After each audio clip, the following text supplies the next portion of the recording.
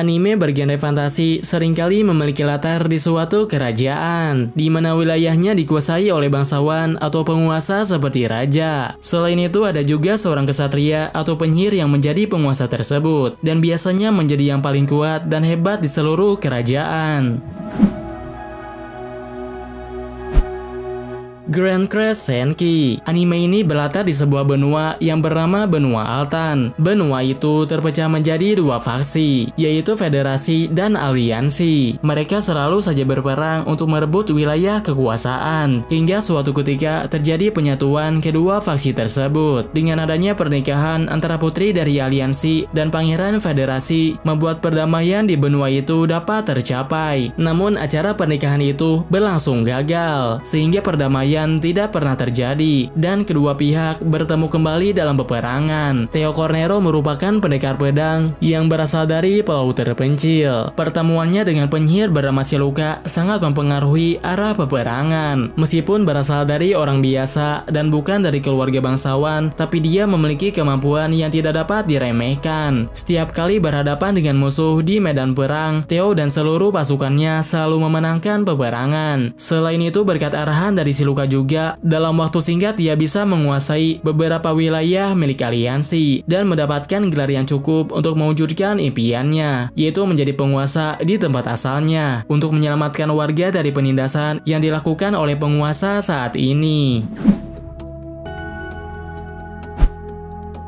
Shiro Neko Project. Kerajaan Putih dan Kerajaan Hitam merupakan dua kerajaan yang selalu berperang. Pemimpin di dua kerajaan itu juga mempunyai tujuan yang bertentangan. Ratu Cahaya bertarung untuk menjaga keseimbangan dunia, sedangkan Raja Kegelapan melakukan perang untuk menguasai dunia. Hingga suatu ketika, seorang pemuda yang berasal dari desa terpencil terpilih untuk menjadi penerus raja. Kemudian setelah memenangkan kompetisi melawan kandidat lain, dia mendapatkan pedang kegelapan dan menjadi penerus raja utama. Kemudian setelah berbagai hal telah terjadi, pangeran memutuskan untuk memihak dan mendukung Ratu Cahaya. Meskipun berada di kejauhan, sebisa mungkin pangeran kegelapan melakukan sesuatu untuk membantunya. Dia tidak peduli meskipun harus melawan raja kegelapan. Semua itu dia lakukan untuk mewujudkan tujuannya, yaitu menciptakan perdamaian dan menghentikan peperangan di antara mereka. Di saat terakhir, pangeran mampu mengalahkan raja kegelapan. Tapi tujuannya tidak bisa tercapai karena Ratu Aeris sudah terlanjur untuk menyerah. Sama ranking. Peringkat raja ditentukan dari seberapa besar kekuatan yang dimiliki oleh raja. Bose menjadi raja peringkat pertama sekaligus menjadi pria terkuat di dunia. Namun kekuatannya itu didapatkan karena dia telah melakukan permintaan kepada iblis. Bose bisa menjadi manusia terkuat, tapi sebagai gantinya kekuatan keturunannya diserahkan kepadanya. Hal ini mengakibatkan putra dia yang bernama Boji menjadi manusia yang lemah. Boji merupakan seorang pangeran yang seharusnya menjadi raja, tapi karena dia lemah dan memiliki banyak kekurangan, banyak orang yang tidak menerima dia untuk menjadi raja berikutnya. Kebanyakan orang lebih percaya kepada adiknya yang bernama Daida untuk menjadi raja. Singkat cerita, Daida terjerumus ke dalam kegelapan. Lalu Pangeran Boji yang pergi berpetualang menyelamatkan dia yang terjebak dalam kegelapan. Hal ini mengakibatkan adiknya tersadar dan rela memberikan tahta kepada kakaknya. Dengan begitu, Pangeran Boji bisa mendapatkan kembali tahta yang sebelumnya telah direbut oleh adiknya.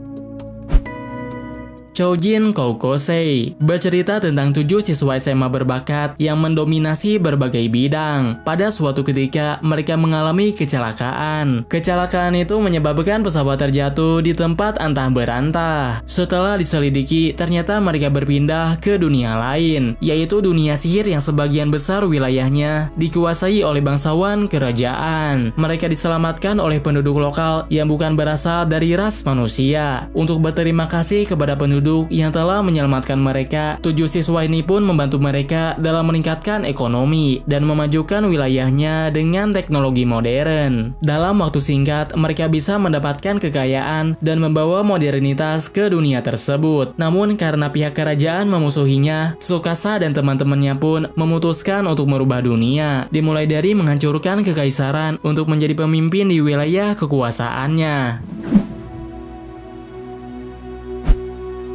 Hortensia Saga. Hortensia adalah sebuah kerajaan subur yang cukup makmur. Di saat Hortensia terus dihantui ancaman penyerangan dari negeri lain, didirikan keadipatian Olivier dan Camelia yang menjadi pedang dan perisai agar kerajaan itu tidak hancur. Namun pada suatu ketika, Adipati Camelia dari keadipatian Camelia memberontak kerajaan tanpa memberikan peringatan apapun. Penyerangan itu mengakibatkan raja tewas dan putrinya ikut menghilang, sehingga mereka meninggalkan pangeran yang masih muda untuk naik tahta. Cerita anime ini berfokus pada Alfred dan Marius. Mereka merupakan kesatria Hortensia yang keluarganya menjadi korban dalam perang melawan Camelia. Tragedi yang terjadi di kerajaan itu telah mempertemukan keduanya dan akan membawa era baru ke seluruh dunia. Namun, mereka berdua belum menyadari pertempuran sengit yang sedang menanti mereka di masa depan.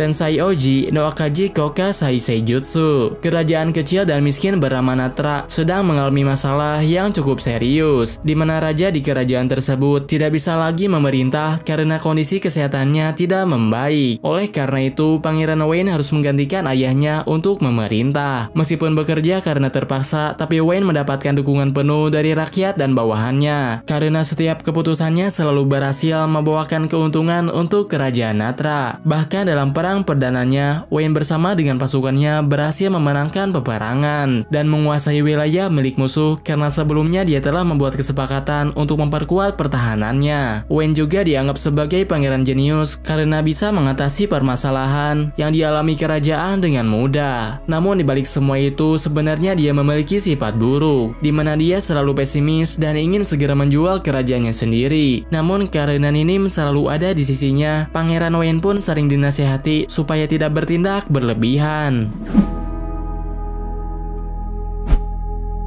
Baro no Soretsu. Cerita anime ini berfokus pada dua keluarga kerajaan, yaitu keluarga kerajaan dengan lambang mawar putih dan keluarga kerajaan dengan lambang mawar merah. Mereka merupakan keluarga kerajaan berlambangkan mawar, tapi karena keduanya saling berebut tahta, maka dalam peperangan orang-orang menyebutnya sebagai perang mawar. Richard merupakan pangeran dari keluarga York, sedangkan Henry adalah seorang raja dari Lancaster. Mereka berdua memiliki nasib yang sama, di mana keduanya tidak didukung oleh orang terdekatnya. Richard dibenci oleh ibunya dan selalu dicampakkan. Alasannya karena dia memiliki tubuh yang aneh dan dianggap sebagai keturunan dari iblis. Richard ingin agar dirinya dapat berguna untuk ayahnya. Maka dari itu dia berlatih lebih keras supaya menjadi kesatria kuat. Namun setelah dirinya cukup kuat dan merasa mampu untuk berperang dengan ayahnya, ibunya malah mencegah dia untuk ikut berperang. Sehingga mereka kalah dalam peperangan dan ayahnya Richard dibunuh oleh Ratu Lancaster. Di saat itulah dia berubah menjadi pembunuh keji yang haus akan darah.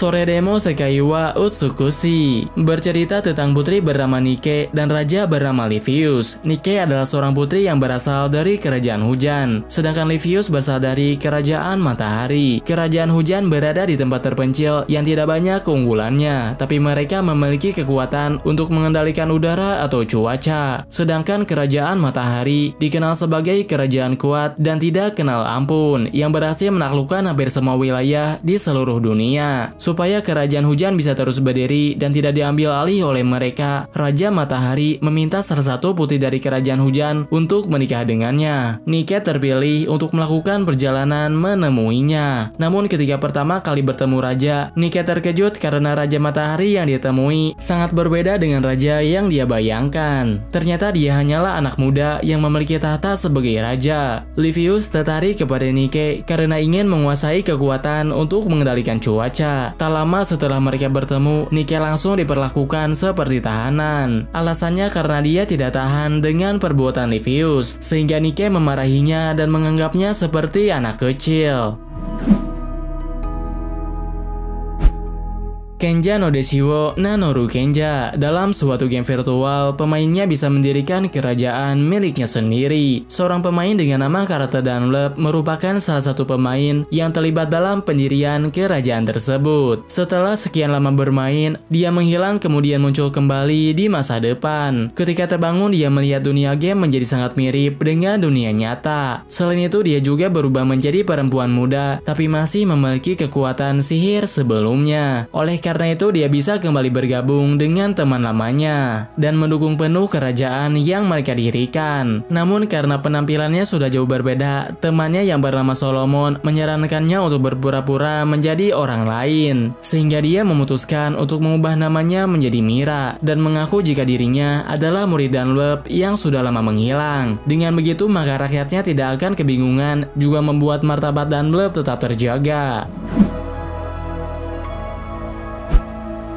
Genso Sengokushi. Ketika peperangan sedang berlangsung, dunia dikejutkan dengan kemunculan Wang Liang. Wang Liang merupakan iblis yang terlahir dari sejenis racun. Selain membawa lebih banyak malapetaka, makhluk itu juga bisa merasuki seseorang dan mengubahnya menjadi monster. Untuk mengatasi kemunculan Wang Liang, sekelompok dewa atau makhluk abadi yang menjaga ketertiban menciptakan seorang pemburu untuk mengatasi mereka. Sourei adalah salah satu pemburu yang memiliki kemampuan khusus. Dia bisa memakan racun dan mengubah dirinya sendiri menjadi iblis. Ceritanya berlatar di Cina kuno selama era 3 kerajaan. Ketika berbagai panglima perang mulai melakukan penyerangan, mereka dimusnahkan dalam kejadian yang tidak terduga. Di saat itulah seorang komandan bernama Oki mendirikan sebuah regu. Namun tujuan utamanya kali ini bukan hanya untuk berperang, tapi juga untuk membasmi Wang Liang yang sudah membahayakan penduduk.